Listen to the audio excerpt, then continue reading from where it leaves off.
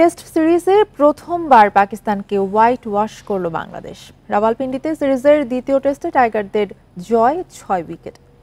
Test ক্রিকেটে এটি বাংলাদেশের সেরা সাফল্য। ম্যাচ সেরা লিটন দাস আর সিরিজ সেরা মেহেদী মিরাজ। এ নিয়ে আলোচনা করতে রাজধানীর উত্তরা থেকে আমাদের সাথে যোগ দিয়েছেন জাতীয় দলের সাবেক ক্রিকেটার নাজমুল হোসেন। আপনাকে স্বাগত ইন্ডিপেন্ডেন্ট সংবাদে। পাকিস্তানকে হোয়াইট ওয়াশ করে বাংলাদেশের দাপুটে জয়, আর টেস্টে এর চেয়ে ভালো আর কোনোদিন কি করেছে বাংলাদেশ? ধন্যবাদ আপনাকে। দেখেন, আসলে আমার কাছে মনে হয় যে এটা বাংলাদেশের ক্রিকেটের ইতিহাসে one of the great achievement বলতে পারেন। কারণ টেস্ট ক্রিকেটে কিন্তু আমরা কখনোই এত ধারাবাহিক ছিলাম না, যেটা আমরা পাকিস্তানের সাথে করতে পেরেছি। আর সবচেয়ে বড় জিনিস হচ্ছে যে আপনি দেখেন পাকিস্তানকে বিট করা এবং পরপর দুইটা টেস্ট, এটা কিন্তু আসলে মানে এখন মনে হচ্ছে যে বাংলাদেশের ক্রিকেট কিছুটা চেঞ্জ হয়েছে। আমি যদি প্রথম টেস্টের কথা আপনি বলি, প্রথম টেস্টে দেখেন আমাদের টসে জেতার পরে যে আমাদের বোলাররা অসাধারণ বোলিং করেছে। আমি যদি বলি শরীফুল, হাসান মাহমুদ, এখন নাহিদ, না তিনজনই ভালো বোলিং করেছেন। আপনি ব্যাটিং এর কথা যদি বলি, আপনি মুশফিক, সাদমান এবং জাকির এত খুবই সুন্দর একটা স্টার্ট দিয়েছেন। তারপরে মুশফিক, লিটন দাস, মুমিনুল সবাই, আপনি যদি বলতে হয় যে পুরো একটা টিম এফোর্ট বলতে পারেন। কখনোই আমি কিন্তু বাংলাদেশ টিমকে কখনোই এরকম দেখি না যে একটা একটা টিম হিসাবে খেলা। আপনি যখন ব্রেক থ্রু দেওয়ার দরকার তখন বলার এসে ব্রেক থ্রু দিচ্ছে, যখন একটা ভালো পার্টনারশিপ করা দরকার তখন একটা ভালো পার্টনারশিপ করছে। আমি যদি আপনাকে সেকেন্ড টেস্টের কথা বলি, দেখেন আমরা 26 for 6 এই জায়গা থেকে লিটন দাস এবং মিরাজের অসাধারণ একটা পার্টনারশিপ। সবকিছু মিলিয়ে আমার কাছে মনে হয় যে এই দুইটা টেস্ট আমরা এখন পর্যন্ত বাংলাদেশের ইতিহাসে যতগুলো আমরা টেস্ট জিতেছি এবং টেস্ট পাওয়ার পরে আমি মনে করি গ্রেট অ্যাচিভমেন্ট। এবং এত ধারাবাহিকভাবে টেস্ট ক্রিকেট খেলতে আমি কখনোই বাংলাদেশকে দেখিনি।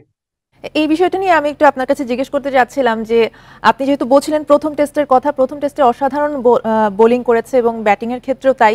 দ্বিতীয় টেস্টের প্রথম ইনিংসে যে 26 রানে যে 6 উইকেট, এটাকে আপনি কিভাবে ব্যাখ্যা করবেন? অবশ্যই দেখেন, আমার কাছে মনে হচ্ছে একটা প্রফেশনাল একটা পারফরমেন্স বাংলাদেশ টিমের জন্য। দেখেন, আমি প্রথম টেস্টে যে দেখেন, আমি যদি বলি আমাদের বোলাররা যে নতুন বলে, আপনি যদি টেস্ট ম্যাচ জিততে হয় আপনি কিন্তু আপনার 20টা উইকেট নিতে হবে। এই জায়গায় কিন্তু আমাদের বোলাররা, আমি বলি শরীফুল এবং যারা আছেন, এবং সেকেন্ড ইনিংসে আপনি মিরাজ এবং সাকিবের অসাধারণ বোলিং। এবং ব্যাটিং এর ক্ষেত্রে যদি আমি বলি যে মুশফিকের 191 অসাধারণ ইনিংস।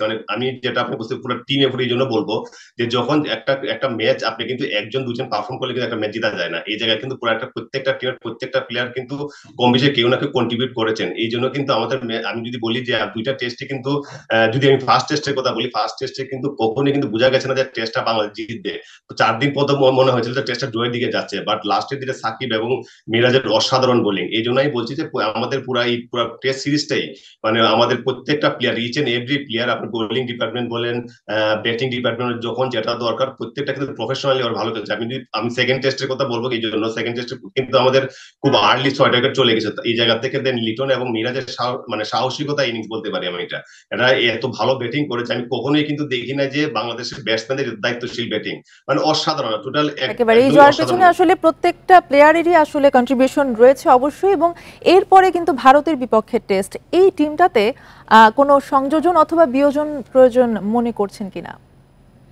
না, আমার কাছে মনে হয় না। আমার কাছে মনে হচ্ছে বাংলাদেশের টেস্টের ইতিহাসে এই ফার্স্ট আমরা একটা ধারাবাহিক, আমরা কিন্তু কখনোই এতটা ধারাবাহিক ছিলাম না। বাট এই দুইটা টেস্টে আমরা যেভাবে ডমিনেট করে ক্রিকেট খেলেছি, আমার কাছে মনে হয় যে নাথিং চেঞ্জের কোনো কিছু আছে। আপনি বলাররা পারফর্ম করছে, স্পিনাররা পারফর্ম করছে, ব্যাটসম্যানরা পারফর্ম করছে, তো এর চেয়ে ভালো কিছু কিন্তু আশা করা যায় না। হ্যাঁ, বাট এই যে একটা একটা একটা জিনিস ইম্পর্টেন্ট, যে আমাদের দুই টেস্ট সিরিজ এগেইনস্ট ইন্ডিয়া, আমাদের কিন্তু আরেকটু সতর্ক থাকতে, বিকজ অফ ইন্ডিয়া কিন্তু অনেক প্রফেশনাল টিম, ওরা কিন্তু অনেক কিছু চিন্তা ভাবনা করে আগায়। আর ইন্ডিয়ার জন্য একটা সতর্ক বার্তা যে বাংলাদেশ যেভাবে পাকিস্তানের সাথে টেস্ট ম্যাচ খেলে ইন্ডিয়াতে যাচ্ছে, আমি মনে করি প্রত্যেকটা player, each and every player, they have a more confidence থাকবে যে ইন্ডিয়ার সাথে টেস্ট খেলার মতো। তো একেবারে এই নাজমুল হোসেন, আমি আরেকটা জিনিস আপনাকে একটু ছোট করে জানতে চাইবো যে এত বড় জয়ের পরে আসলে কোচিং স্টাফ নিয়ে ভাবনা কতটা প্রয়োজন, যদি একটু সংক্ষেপে বলেন।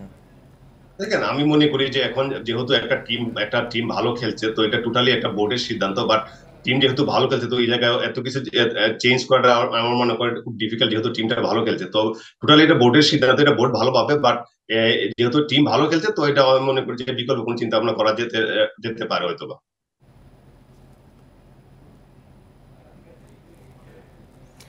নাজমুল হোসেন, আপনাকে অনেক ধন্যবাদ আমাদের সাথে যুক্ত হওয়ার জন্য।